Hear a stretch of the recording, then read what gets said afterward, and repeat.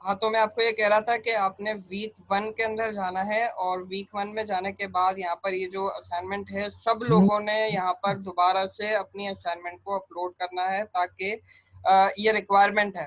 ठीक है, तो एलएमएस के अंदर आप सबके असाइनमेंट मौजूद होनी चाहिए। जो लोग भेज चुके हैं वो भी भेजेंगे, और जिन लोगों ने अपनी असाइनमेंट नहीं भेजी थी मुझे, वो भी यहाँ पर अपनी असाइनमेंट को सबमिट कर सकते हैं।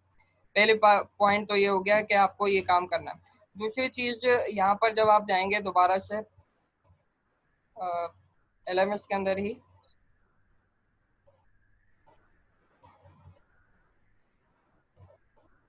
जब आप अपने सब्जेक्ट को लेंगे, यहाँ से आपने चूज करना है वीक 9।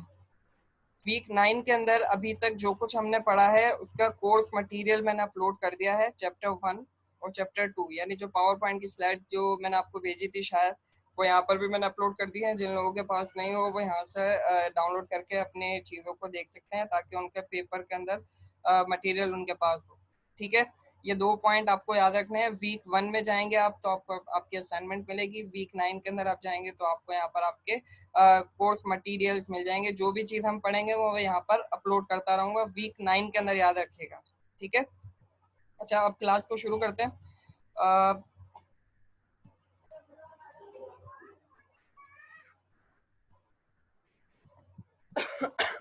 कोर्स के लिए हमने जो बुक चूज की थी इसका नाम था compiler principle techniques and tools, और उसके राइटर का नाम है अल्फ्रेड वी अहो। ये चीज़ हम पहले भी डिस्कस कर चुके हैं। ठीक है, तो अब क्या है,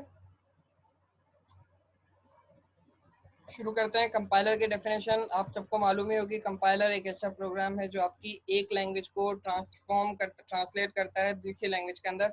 ये डायग्राम बना हुआ है। मैं इन चीज़ों के ऊपर ज़्यादा टाइम वेस्ट नहीं कर रहा हूँ, जो थोड़ा मेन टॉपिक्स थे उनकी तरफ आगे मूव करते हैं। सोर्स प्रोग्राम आपका कंपाइलर में जाता है, फिर वो टारगेट प्रोग्राम यानी आपका लो लेवल प्रोग्राम के अंदर कन्वर्ट हो जाता है। कंपाइलर के हमने 2 पार्ट डिस्कस किए थे, एक आपका था एनालिसिस पार्ट, दूसरा आपका था सिंथेसिस पार्ट। एनालिसिस पार्ट आपका क्या करता है, बेसिकली जो भी आपका सोर्स कोड है उसको वो ब्रेक डाउन कर देता है छोटे छोटे पीसेस के अंदर, और उसको वो इंटरमीडिएट रिप्रेजेंटेशन की फॉर्म के अंदर कन्वर्ट कर देता है और आगे पास कर देता है सिंथेसिस पार्ट को। सिंथेसिस पार्ट के अंदर क्या होता है, सिंथेसिस पार्ट वो इंटरमीडिएट रिप्रेजेंटेशन को एक्सेस करता है और उसको कन्वर्ट कर देता है आपकी टारगेट लैंग्वेज के अंदर। ठीक है, एनालिसिस पार्ट को हम normally front end of compiler भी कहते हैं, और सिंथेसिस पार्ट को हम बैक एंड ऑफ कंपाइलर भी कहते हैं। उसके बाद हमने हेल्पर्स ऑफ कंपाइलर को डिस्कस किया था, जो हमारे पास 4 थे। एक हमारे पास है प्री प्रोसेसर, दूसरा आपका कंपाइलर खुद, तीसरा असेंबलर, और चौथा आपके पास था लिंकर और लोडर। आपका जो सोर्स प्रोग्राम होता है वो सबसे पहले जाता है प्री प्रोसेसर की तरफ। प्री प्रोसेसर क्या करता है, जिस तरह आपने सी लैंग्वेज में, जावा में वो जो फाइल्स वगैरह आप इंपोर्ट करवाते थे हैश इंक्लूड करके, जावा में आप इंपोर्ट करके फाइल्स को अपलोड करते थे, ये बिल्कुल वही चीज़ है। उन फाइल्स को आपके सोर्स प्रोग्राम के साथ अटैच करना इस प्री प्रोसेसर का काम है। ठीक है, आपने सोर्स प्रोग्राम लिखा, प्री प्रोसेसर आपकी तमाम डायरेक्टिव्स को आपके कोड के साथ मर्ज करेगा। उसके बाद आपका जो सोर्स प्रोग्राम एक्चुअल होगा वो मॉडिफाइड फॉर्म के अंदर आ जाएगा, यानी इसके अंदर कुछ और चीज़ें ऐड हो चुकी होंगी।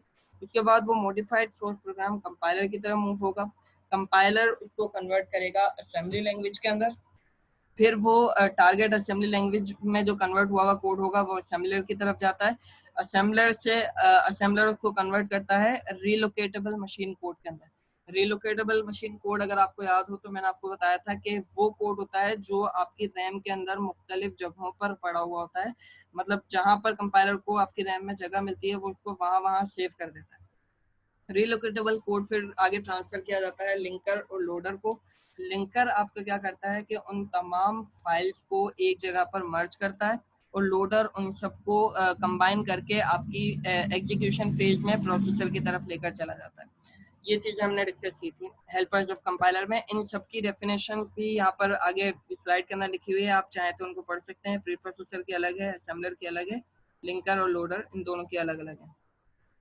उसके बाद स्ट्रक्चर ऑफ अ कंपाइलर, यहाँ पर हमने ये 6 फेजेस पढ़े थे कंपाइलर के, जो हमारे इस कोर्स का मेन टास्क है। इसके अंदर क्या क्या है, lexical analysis, syntax analysis, semantic analysis, intermediate code generation, code optimisation और कोड जनरेशन। सबसे पहले आपका जो सोर्स प्रोग्राम है वो लेक्सिकल एनालिसिस की तरफ जाता है। लेक्सिकल एनालिसिस का काम क्या था? लेक्सिकल एनालिसिस का काम ये है कि वो आपके कोड को ब्रेक कर देता है टोकन्स के अंदर, ठीक है, टोकन्स के अंदर ब्रेक करता है वो। यहाँ से जब आप सोर्स प्रोग्राम जाएगा लेक्सिकल एनालिसिस की तरफ, लेक्सिकल एनालिसिस कन्वर्ट करेगा इसे टोकन स्ट्रीम में, टोकन स्ट्रीम जाएगा सिंटैक्स एनालिसिस की तरफ। अब सिंटैक्स एनालिसिस का काम क्या होता है कि वो आपके सिंटैक्स को चेक करता है कि ये जो चीज लिखी गई है ये सही सिंटैक्स में है या नहीं है। सिंटैक्स से मेरी मुराद क्या है? कंसिडर करें एक जुमला यहाँ पर मैं लिख रहा हूँ, आई एम अ बॉय, ठीक है। अब ये जुमला अगर सबसे पहले लेक्सिकल एनालिसिस की तरफ जब ट्रांसफर किया जाएगा तो लेक्सिकल एनालिसिस हर एक टोकन को चेक करेगा कि हर टोकन जैसा इंग्लिश लैंग्वेज में होना चाहिए वो सही है या नहीं है। मतलब आई इंग्लिश लैंग्वेज का वर्ड है या नहीं है, एम इंग्लिश लैंग्वेज का वर्ड है या नहीं है, ए या बॉय ये सब इंग्लिश लैंग्वेज के वर्ड है या नहीं है। यानी लेक्सिकल एनालिसिस इंडिविजुअली आपके तमाम लेटर्स को चेक करेगा। अगर हम इसी चीज को प्रोग्रामिंग लैंग्वेज के अंदर लिखना चाहे तो जैसे हम यहाँ पर लिखते हैं int a is equal to 10। यार ये ऑनलाइन क्लास में तो लिखना बड़ा मुश्किल है।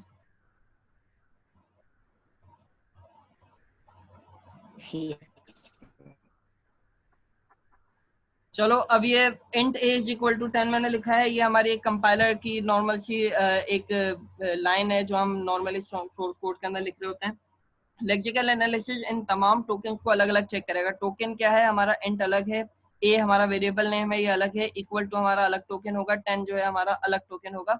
लेक्सिकल एनालिसिस ये चेक करेगा कि ये तमाम टोकन्स उस लैंग्वेज के अंदर फॉल करते हैं या नहीं। अगर मैं इंट की जगह पर इसकी स्पेलिंग थोड़ी सी गलत करके लिख दूं, ITN करके लिख दूंगा, तो यहाँ पर क्या होगा, हमें एक एरर आएगा। वो कहेगा कि आपके पास ये ITN नाम से कोई भी वर्ड इस लैंग्वेज की डिक्शनरी के अंदर मौजूद नहीं है। तो ये जो एरर आपका आएगा ये लेक्सिकल एनालिसिस की तरफ से आएगा, ये टोकन को आइडेंटिफाई नहीं कर पा रहा है इसलिए आपको एरर आएगा। तो लेक्सिकल एनालिसिस से ट्रांसफर होने के बाद ये टोकन स्ट्रीम आपकी जाएगी सिंटैक्स एनालिसिस में। सिंटैक्स एनालिसिस ये चेक करेगा कि ये जो पर्टिकुलर लाइन यहाँ पर लिखी गई है क्या ये बिल्कुल करेक्ट फॉर्म के अंदर है।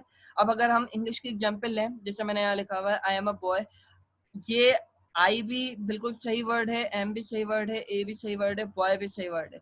अगर मैं इनका सेटिंग चेंज कर दूं, यानी मैं बॉय एम आई इस तरह करके लिख दूंगा, तो लेक्सिकल एनालिसिस की तरफ से कोई एरर नहीं आएगा, लेकिन आपका सिंटैक्स एनालिसिस आपको एरर देगा कि ये जो आपने लाइन लिखी है, ये लाइन इसका जो सेटिंग है, इसका जो स्ट्रक्चर होना चाहिए जो लैंग्वेज के अंदर डिफाइंड है, ये उसको फॉलो नहीं कर रहा, तब भी आपको एरर आएगा। अगर मैं यहाँ पर a इज इक्वल टू 10 एंट कर दूं, तो फिर इसमें क्या होगा, मुझे यहाँ पर एरर आएगा। क्यों एरर आएगा? हालांकि ये लेक्सिकल एनालिसिस के हिसाब से बिल्कुल ठीक है, ए भी बिल्कुल सही टोकन है इक्वल टू 10 और एंट, तो यहाँ पर आपको एरर लेक्सिकल एनालिसिस की तरफ से नहीं मिलेगा बल्कि सिंटैक्स एनालिसिस की तरफ से मिलेगा कि ये जो स्ट्रक्चर है ये स्ट्रक्चर आपकी लैंग्वेज फॉलो नहीं करती है, इस वजह से आपके पास एरर आएगा। सिंटैक्स एनालिसिस का जो आउटपुट होता है वो नॉर्मली आपके पास सिंटैक्स ट्री वो जनरेट करके देता है। ट्रीज वगैरह भी हमने बनाना सिर्फ देखे थे। उसके बाद फिर वो आगे सिंटैक्स ट्री को ट्रांसफर कर देता है सेमेंटिक एनालिसिस में। सेमेंटिक एनालिसिस आपके पास चेक करता है कि कोई आपकी ये जो स्टेटमेंट लिखी हुई है इसके अंदर कहीं टाइप मिसमैचिंग तो नहीं हो रही है। फॉर एग्जाम्पल आप एक वेरिएबल बनाते हैं इंटीजर टाइप का और उसको आप यहाँ पर असाइन कर देते हैं डबल कोटेशन वाली कोई वैल्यू, यानी आप एक स्ट्रिंग इसको असाइन कर देते हैं, तो फिर आपके पास क्या होगा, ये अब देखा जाए ना तो लेक्सिकल एनालिसिस के हिसाब से बिल्कुल ठीक है, सिंटैक्स एनालिसिस के हिसाब से भी बिल्कुल ठीक है, क्योंकि लैंग्वेज का सिंटैक्स ये कहता है कि पहले आपके पास एक डेटा टाइप होनी चाहिए, उसके बाद एक वेरिएबल नेम, उसके बाद इक्वल टू का सिंबल, उसके बाद कोई ना कोई वेरिएबल की वैल्यू। तो सिंटैक्स एनालिसिस के हिसाब से ये लाइन बिल्कुल ठीक है, लेकिन सेमेंटिक एनालिसिस इस चीज को अलाउ नहीं करेगा क्योंकि यहाँ पर टाइप मिसमैचिंग आ रही है। टाइप मिसमैचिंग क्यों आ रही है? क्योंकि इंटीजर टाइप के वेरिएबल में आप स्ट्रिंग टाइप का डेटा स्टोर नहीं कर सकते हैं, इसलिए आपके पास सेमेंटिक एनालिसिस यहाँ पर आपको एरर जनरेट करके दे देगा। उसके बाद सेमेंटिक एनालिसिस का जो आउटपुट होता है वो भी ट्री ही होता है। फिर वो आपको इंटरमीडिएट कोड जनरेशन यहाँ पर करके देता है। इंटरमीडिएट कोड जनरेशन पर भी हमने अच्छे खासे बात की थी क्लास में कि ये आपका मिडिल लेवल का कोड होता है। 3 एड्रेस कोड की हमने इसके अंदर बात की थी। अब मैं उस डिटेल के अंदर नहीं जाना चाह रहा हूँ, आप अपने ये स्लाइड्स में भी मौजूद है। अगर हम उस डिटेल में जाएंगे तो काफ़ी टाइम हमारा वेस्ट हो जाएगा। मैं सिर्फ आपको एक जनरल ओवरव्यू दे रहा हूँ। इंटरमीडिएट कोड जनरेशन आपका मिडिल लेवल का कोड होता है जो ना मुकम्मल तौर पर हाई लेवल के अंदर है, ना मुकम्मल तौर पर आपका लो लेवल के अंदर है। फिर वो इंटरमीडिएट कोड जनरेशन का जो आउटपुट है वो इंटरमीडिएट रिप्रेजेंटेशन है, वो आपका जाता है कोड ऑप्टिमाइजेशन की तरफ। कोड ऑप्टिमाइजेशन का काम बेसिकली ये होता है कि वो आपके कोड को बेहतर बनाता है। अगर एक प्रोग्राम आपका 6 लाइन ऑफ कोड के अंदर चल रहा है तो कोड ऑप्टिमाइजेशन का काम ये है कि वो उसको मिनिमाइज करे, 6 की जगह वो उसको 4 लाइन में या 3 लाइन के अंदर कन्वर्ट कर दे ताकि आपके प्रोसेसर के ऊपर कम से कम लोड पड़े। कोड ऑप्टिमाइजेशन का जो आउटपुट है वो भी इंटरमीडिएट रिप्रेजेंटेशन ही होता है। उसके बाद वो कोड जनरेशन की तरफ मूव कर जाता है और वो आपको फाइनली आपका जो टारगेट मशीन कोड है बाइनरी के अंदर असेंबली के अंदर, वो आपको कन्वर्ट करके यहाँ पर लाकर दिखा देता है। तो ये जनरल ओवरव्यू था पूरे कंपाइलर का जो अभी तक हमने अपनी क्लासेस के अंदर डिस्कस किया था। ठीक है, इसके बाद हमने इन तमाम को 1 मिनट में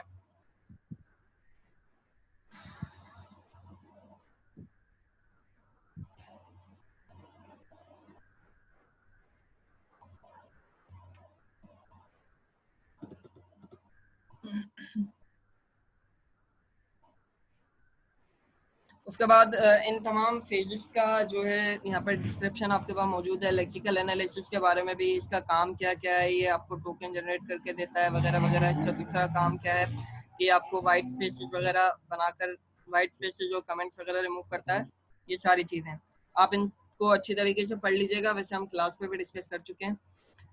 उसके बाद आपके पास सिंटैक्स एनालिसिस भी किस तरह काम कर रहा होता है, ये थोड़ा बहुत यहाँ पर इंट्रोडक्शन मौजूद है। Semantic analysis, intermediate code generation, code optimisation के कोड ऑप्टिमाइज किस तरह किया जाता है। ये जैसे यहाँ पर 4 लाइन्स ऑफ कोड है, यहाँ पर इसको ये 2 लाइन के अंदर कन्वर्ट करके आपको दे रहा है। उसके बाद कोड जनरेशन किस तरह होता है वो भी हमने यहाँ पर देखा था कि ये असेंबली के अंदर किस तरह कन्वर्ट हो रहा है। इनको एक दफ़ा आप गो थ्रू कर लेंगे तो आपको सारे कॉन्सेप्ट क्लियर हो जाएंगे। ठीक है, सिंबल टेबल भी, हाँ सिंबल टेबल मैं आपको बताना भूल गया कि ये जो 6 फेजेस आपके पास चल रहे होते हैं, इन सब के साथ एक सिंबल टेबल भी काम कर रहा होता है कि जो भी आपके टोकन्स वगैरह बन रहे हैं वो सिंबल टेबल के अंदर सेव होंगे। फिर सिंटैक्स एनालिसिस सिंबल टेबल में से ही चीज़ों को एक्सेस करेगा, सिमेंटिक एनालिसिस भी सिंबल टेबल में से। यानी ये जो सिंबल टेबल है बेसिकली आपका एक डेटा स्ट्रक्चर है जो डेटा को होल्ड करने का काम यहाँ पर कर रहा होता है। इसके बगैर कंपाइलर आपका काम नहीं कर पाएगा। सिंबल टेबल काफ़ी इंपॉर्टेंट टॉपिक है, इसके बारे में भी डिटेल्स लिखी हुई है, आप पढ़ लीजिएगा। ठीक है, तो यहाँ तक फिर इसके बाद हमने क्या पढ़ा था, यहाँ पर एक लाइन जो है position is equal to initial plus rate multiplied by 60, ये लेक्सिकल एनालिसिस पे गई। फिर इसमें इसको टोकन्स के अंदर यहाँ पर कन्वर्ट किया, सिंटैक्स एनालिसिस में इसको ट्री में कन्वर्ट किया, सिमेंटिक एनालिसिस में यहाँ पर टाइप मैचिंग वगैरह को देखा। उसके बाद इंटरमीडिएट कोड ने इसको इंटरमीडिएट कोड में कन्वर्ट किया, कोड ऑप्टिमाइजेशन ने इन 4 लाइन्स को 2 लाइन में कन्वर्ट किया। फिर इसके बाद आपका कोड जनरेट होकर असेंबली लैंग्वेज के अंदर आ गया। ठीक है, अब अगर यहाँ तक किसी को कोई क्वेश्चन हो कि ये फेजेस किस तरह काम करते हैं तो वो क्विकली यहाँ पर पूछ ले, उसके बाद फिर मैं आगे मूव कर रहा हूँ।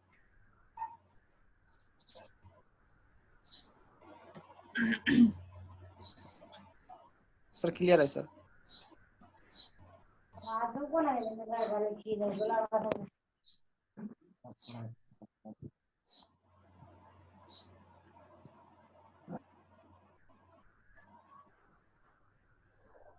सर जी एक बार समझाना सर, लेट हो गया। कौन है? फैजुल्ला सर। फैजुल्ला, तो अब आप ये करना, ये स्क्रीन रिकॉर्ड पे लगी हुई है, मैं आपको ये दे दूंगा तो आप वो दोबारा देख लीजिएगा। ठीक है, okay sir, okay sir, okay. Mic mute कर लें सर। ये स्लाइड भी मिल जाएगी क्या? हाँ, ये स्लाइड्स में अपलोड कर चुका हूँ। स्लाइड जैसा अभी मैंने आपको बताया है, वीक 9 में जब आप जाकर देखेंगे तो वहाँ पर ये स्लाइड्स मौजूद है। ठीक है, उसके बाद प्रोग्रामिंग लैंग्वेजेस की जनरेशन जो हमने देखी थी, इनके ऊपर मैं इतना ज़्यादा टाइम अभी नहीं लगा रहा हूँ, मैं डायरेक्ट आगे जा रहा हूँ, उनको एक दफ़ा देख लीजिएगा, बहुत सिंपल सा टॉपिक है। Second generation, third, fourth, fifth. उसके बाद हमने compiler, science of compiler building को देखा था। कोड ऑप्टिमाइजेशन में क्या क्या चीजें आपको ध्यान में रखनी होंगी, ये चीज हमने देखी थी। ये आपका चैप्टर 1 यहाँ पर कंप्लीट हो गया था। चैप्टर 1 के बाद चैप्टर 2, एक मिनट में ओपन कर दूं।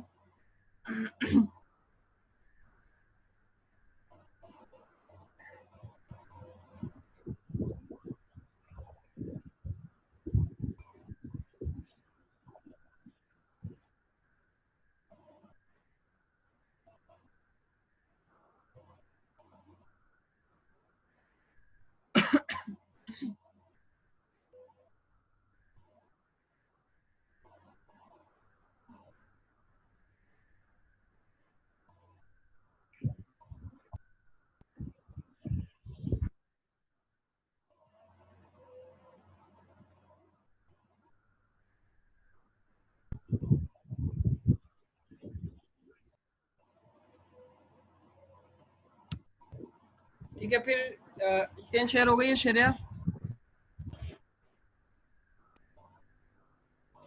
यस सर, हो गई है रहमान यार। ठीक है। उसके बाद चैप्टर 2 को हम देख रहे हैं, सिंपल सिंटैक्स डायरेक्टेड ट्रांसलेटर को। इसके अंदर हमने मेनली सिंटैक्स एनालिसिस के अंदर जो ट्रीज वगैरह बन रहे होते हैं उसको हमने यहाँ पर डिस्कस किया था। तो इसके अंदर हमने एक मेन चीज पढ़ी थी कि ग्रामर क्या होती है बेसिकली। तो ग्रामर को आप कॉन्टेक्स्ट फ्री ग्रामर भी बोल सकते हैं, ये कॉन्टेक्स्ट फ्री ग्रामर कहें या इसको नॉर्मली आप ग्रामर कहें, दोनों की बात यहाँ पर सेम ही होती है कंपाइलर कंस्ट्रक्शन के अंदर। एक ग्रामर के अंदर जो आपकी लैंग्वेज को डिफाइन करती है, 4 चीजें यहाँ पर मौजूद होती हैं। ये मैंने डिटेल से भी यहाँ पर लिख दिया है और यहाँ पर इनको पॉइंट्स के फॉर्म में भी लिख दिया है ताकि इनको देखकर आप आराम से समझ सकें। हर ग्रामर के अंदर आपके पास सेट ऑफ टर्मिनल्स होते हैं जो नॉन रिप्लेसेबल होते हैं, और आपके पास सेट ऑफ नॉन टर्मिनल्स होते हैं जिनको आप रिप्लेस कर सकते हैं। सेट ऑफ प्रोडक्शन होते हैं, प्रोडक्शन को आप रूल्स भी कह सकते हैं। और हर ग्रामर के अंदर आपके पास एक स्टार्ट सिंबल होना लाजमी है। ठीक है, 4 चीजें हो गई हैं, एक आपके पास terminal, non terminal, set of production और आपका एक स्टार्ट सिंबल। इनको हम देख लेते हैं ये किस तरह होता है। A grammar is specified by listing its production with production for start symbol appearing first। इस ग्रामर को मैं सिर्फ समझा रहा हूँ, बाकी हमने काफी सारी ग्रामर्स बनाई थी, उनको आप आगे चलकर खुद से देख लीजिएगा। देखें यहाँ पर L लिखा हुआ है, ये आपका स्टार्ट सिंबल है।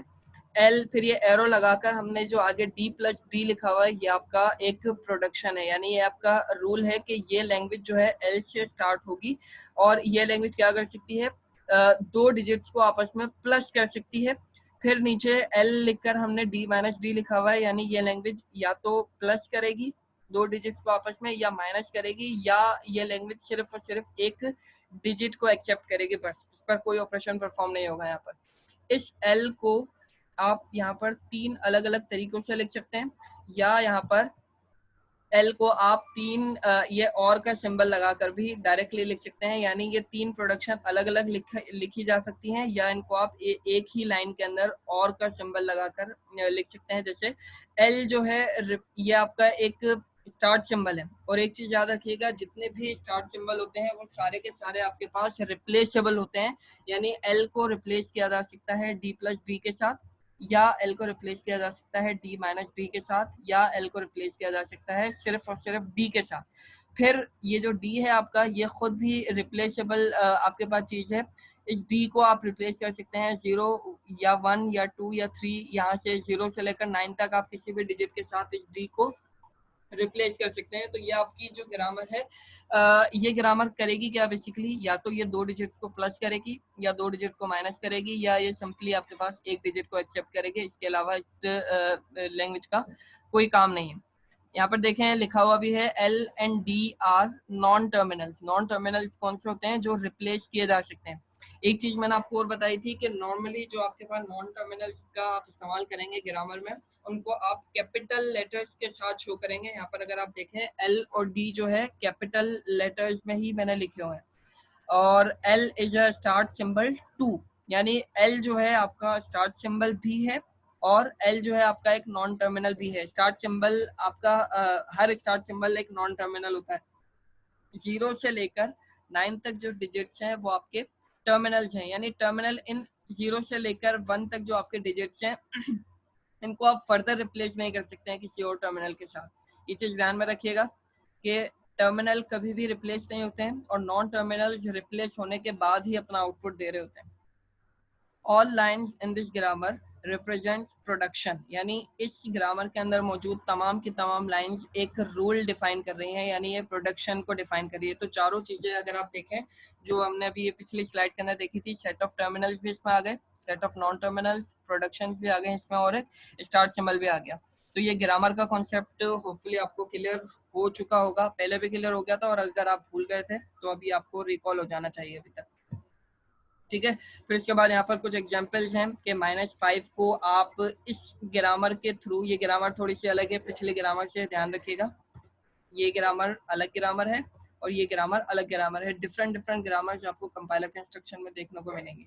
यहाँ पर स्टार्ट सिंबल आपका ई है, ये ई रिप्लेस किया जा सकता है ई ऑपरेटर ई के साथ, या फिर ये रिप्लेस किया जा सकता है पैरेंथेसिस ई के साथ, या ये रिप्लेस किया जा सकता है -e के साथ, या ये रिप्लेस हो सकता है नॉर्मल एक डिजिट के साथ। और फिर डी जो है आपका ये रिप्लेस हो सकता है 0 से लेकर 9 तक किसी भी एक डिजिट के साथ। ऑपरेटर ये भी आपका एक नॉन टर्मिनल है, ये रिप्लेस हो सकता है प्लस, माइनस, मल्टीप्लाई या फिर डिवाइड के साथ। अब अगर आप इस एग्जाम्पल को देखें, एग्जाम्पल नंबर 3 को, तो यहाँ पर इस पर्टिकुलर ये जो आपके पास स्ट्रिंग दिया गया है इसको आप अपने ग्रामर में पुट करने की कोशिश करें।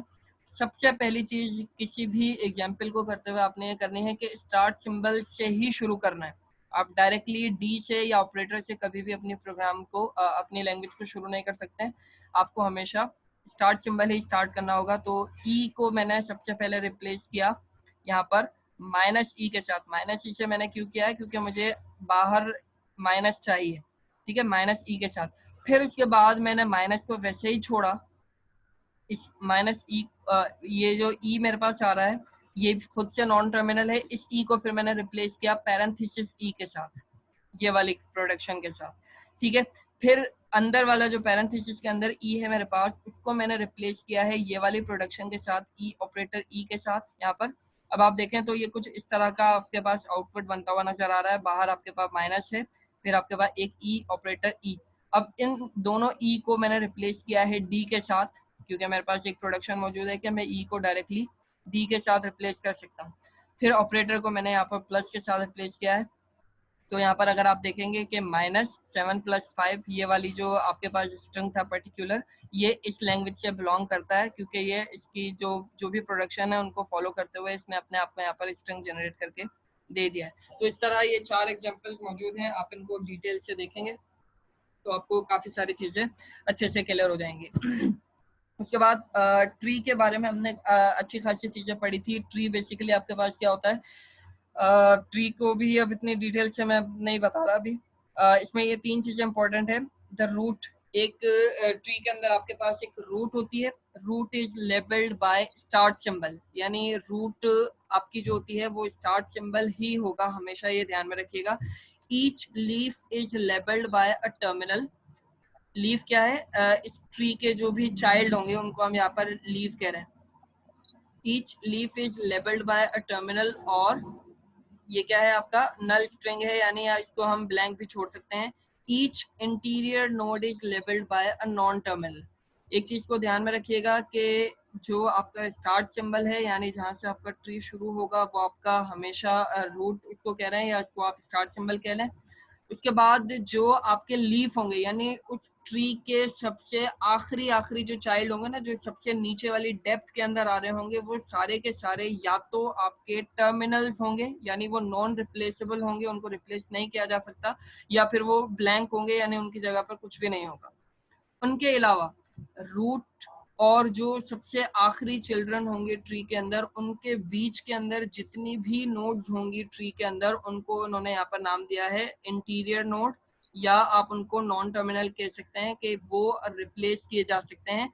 अगर आप यहाँ पर देखें, ये दूसरा एक ट्री मेरे पास मौजूद है, यहाँ पर ये जो ई है, ये ई आपका रूट है, ठीक है। इसके अलावा ये जो सबसे आखिरी चिल्ड्रन है, जो सबसे डेप्थ के अंदर आ रहे हैं, सबसे नीचे आ रहे हैं ट्री के अंदर, इनको हम यहाँ पर कह रहे हैं कि ये टर्मिनल है। मानसी ने नंबर आने, मानसी का फोन है, वो डिवाइस आए। यार ये डिस्टर्बेंस हो रही है। और रहेगी तरह यार बड़ा मेहरबानी सब चुप करें, सर को आवाज चलो आ रही थी समझाने दें, उसके बाद पूछ लेना लास्ट में। डिस्टर्बेंस हो रही है, माइक म्यूट करें प्लीज। ये रूट आपका है, रूट के बाद यहाँ पर ये आपके जो है ये चिल्ड्रन है सारे के सारे। इनके अलावा रूट और चिल्ड्रंस के बीच में यानी टर्मिनल्स के बीच के अंदर जितने भी नोड्स होंगी वो सारी की सारी आपकी इंटीरियर नोड्स कहलाती हैं, यानी वो नॉन टर्मिनल्स हैं, इनको आप रिप्लेस कर सकते हैं। ठीक है, तो ये चीज, ये कॉन्सेप्ट आपको ध्यान में रखना है कि रूट कौन सी होती है, चिल्ड्रन कौन से हैं, टर्मिनल्स कौन से हैं और नॉन टर्मिनल्स कौन से हैं या इंटीरियर नोड्स कौन से हैं। ठीक है। अच्छा, उसके बाद फिर हमने एम्बिग्यूटी का कॉन्सेप्ट पढ़ा था कि आपके पास एक कोई अब grammar that produces more than one parse tree for some sentence, एक ही सेंटेंस के लिए, यानी 9 - 5 + 2 ये आपका एक सेंटेंस हुआ, 9 - 5 + 2 ये दूसरा सेंटेंस हुआ। एक ही सेंटेंस के लिए अगर आपकी ग्रामर दो अलग अलग ट्रीज जनरेट करके दे रही है तो वो ग्रामर सही नहीं है। मैं दोबारा बता रहा हूँ कि अगर एक ही जैसे सेंटेंस के लिए आपकी ग्रामर दो अलग अलग ट्रीज जनरेट करके दे रही है तो वो एम्बिगुअस ग्रामर कहलाती है। और एम्बिगुअस ग्रामर कभी भी सही नहीं होती, क्योंकि उसका जो आउटपुट है वो कभी क्या आएगा कभी क्या आएगा, वो सही आउटपुट नहीं होता है। तो आपको क्या करना होता है, एम्बिग्यूटी को खत्म करना होता है अपनी तमाम ग्रामर के अंदर से। तो एम्बिग्यूटी को खत्म करने के लिए अच्छा, जैसे यहाँ पर आप देख सकते हैं 9 - 5 को अगर हम पहले लेकर ये ट्री जनरेट करेंगे तो हमारे पास कुछ और रिजल्ट आएगा, और 5 + 2 को लेकर अगर हम पहले मतलब ये ट्री जनरेट करेंगे तो हमारे पास आउटपुट कुछ और आ रहा है। देखें 9 - 5 + 2, ये जब हम 9 - 5 को ध्यान में रखते हुए कर रहे हैं तो हमारे पास ये कुछ इस तरह आउटपुट आएगा। और अगर हम 5 + 2 को पहले दिमाग में रखते हुए करेंगे तो 5 + 2 - 9, यहाँ पर आपको दूसरा रिजल्ट मिलेगा मैथमेटिक्स के टर्म्स के अंदर। तो ये एम्बिगुअस ग्रामर है, यहाँ पर आपका आउटपुट सही नहीं मिल रहा है। एम्बिग्यूटी को खत्म करने के लिए दो कॉन्सेप्ट हमने पढ़े थे, एसोसिएटिविटी और दूसरा हमने पढ़ा था precedence of the operator. Associativity के अंदर आपको क्या करना होता है कि किस ऑपरेटर के साथ कौन सा आपका सिंबल लगेगा, यानी plus when an operand has operator on both it's sides, अगर आपके पास एक ऑपरेटर मौजूद है और उसके दोनों तरफ, यानी अगर आप 5 को देखें, 5 के दोनों तरफ ऑपरेटर्स मौजूद हैं, यानी माइनस भी इसके लेफ्ट पर है और प्लस इसके राइट के ऊपर है। तो अब यहाँ पर आपको डिसाइड करना होगा कि ये वाले दोनों ऑपरेटर्स किन ऑपरेंड्स के साथ एसोसिएट किए जाएंगे, यानी 5 के साथ माइनस को आप यूज करेंगे या 5 के साथ आप प्लस को यूज करेंगे। इस चीज को हम कहते हैं एसोसिएटिविटी। तो प्लस, माइनस, मल्टीप्लाई और डिवाइड, ये चारों जो ऑपरेटर्स आपके पास हैं ये लेफ्ट एसोसिएटिव ऑपरेटर्स हैं, यानी ये आपके पास जो भी ऑपरेंड के लेफ्ट पर होंगे वो उनके साथ इस्तेमाल किए जाएंगे। जैसे यहाँ पर 5 के साथ माइनस लगा हुआ है तो हम इस 5 के साथ ये माइनस जो है लेफ्ट एसोसिएटिव है, तो ये 5 हम इसके लिए कंसिडर करेंगे कि ये माइनस जो है ये 5 का है। ठीक है, इसके अलावा इक्वल टू और पावर जो है आपका राइट एसोसिएटिव ऑपरेटर होता है। आपको सिर्फ ध्यान में रखना है कि ये जो चारों ऑपरेटर्स हैं ये लेफ्ट एसोसिएटिव हैं, और ये इक्वल टू या पावर जो आपके पास होता है ये आपका राइट एसोसिएटिव ऑपरेटर है। उसके बाद प्रेसिडेंस तो आप सबको क्लियर ही होगी कि मल्टीप्लिकेशन और डिवीजन की प्रेसिडेंस सबसे ज्यादा हाई होती है। अगर एक ही स्टेटमेंट के अंदर आपके पास प्लस, माइनस, मल्टीप्लाई, डिवाइड चारों तरह के ऑपरेटर्स आ रहे हैं तो फिर आपको सबसे पहले मल्टीप्लाई या डिवाइड करना होगा, उसके बाद आप प्लस या माइनस करेंगे, ये प्रेसिडेंस होती है। तो एम्बिग्यूटी को खत्म करने के लिए आपको इन दोनों कॉन्सेप्ट को ध्यान में रखना होगा, एसोसिएटिविटी और प्रेसिडेंस को। ठीक है, फिर उसके बाद एक अनएम्बिगुअस ग्रामर थी, ये काफी बड़ा चलेगा अगर मैं इसको समझाने बैठूंगा, तो फिलहाल मैं इसको अभी स्किप कर रहा हूँ, इसको आप थोड़ा सा अच्छे से देख लीजिएगा। यहाँ पर एम्बिगुअस ग्रामर भी लिखी हुई है और अनएम्बिगुअस ग्रामर भी लिखी हुई है। ठीक है, तो एम्बिगुअस ग्रामर से अगर आप इन वैल्यूज को या इन सेंटेंस को जब ट्री बनाकर देखेंगे तो आपको 2-3 अलग अलग डिफरेंट रिजल्ट मिलेंगे, और अनएम्बिगुअस ग्रामर के जरिए जब आप ट्री बनाएंगे तो आपको एक अच्छा रिजल्ट मिलेगा और एक वैलिड रिजल्ट मिलेगा। इसको आप एक नजर देख लीजिएगा। फिर इसके बाद काफी सारी एग्जांपल्स मैंने यहाँ पर आपके लिए ड्रॉ कर दी हैं, इनको आप डिटेल से देख लीजिएगा। ये ट्रीज बहुत अच्छे से बने हुए हैं, अगर आपको ग्रामर का कॉन्सेप्ट क्लियर है, ग्रामर किस तरह काम कर रही होती है, तो आपके लिए प्रॉब्लम नहीं होगी। ठीक है, काफ़ी 4-5 मैंने अलग अलग एग्जाम्पल्स दी हुई हैं। उसके बाद बस ये फिर इनको नेक्स्ट हम देखेंगे। अभी आपके पास कोई क्वेश्चन हो, क्योंकि मेरी अभी क्लास भी है आईटी में, तो ये काफ़ी सारी चीज़ें हैं। ये error production, error recovery strategies आज हमें पढ़नी थी, तो इसको हम नेक्स्ट क्लास में देखेंगे। मैं स्क्रीन को अभी अनशेयर कर रहा हूँ। अभी यहाँ पर अभी किसी को कोई क्वेश्चन हो तो वो अभी कर सकता है। सर जी बोलो। सर ये जितने भी लेक्चर होंगे आप वीक 9 में अपलोड करेंगे सारे के सारे?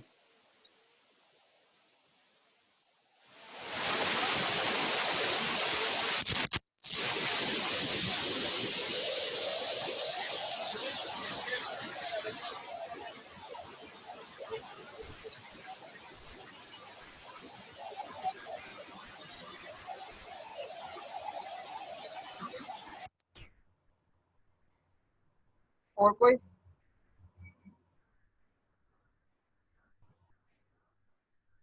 अबे भाई सवाल कर लो ना।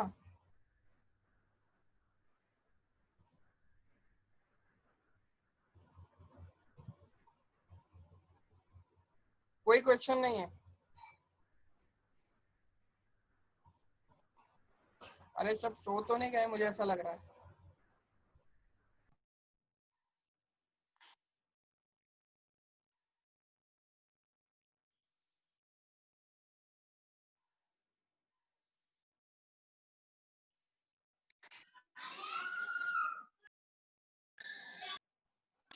सर जी क्लासेस ऑफ हो गई? हेलो? तू तो चुप कर जा। अबे क्लास ऑफ हो गई नहीं?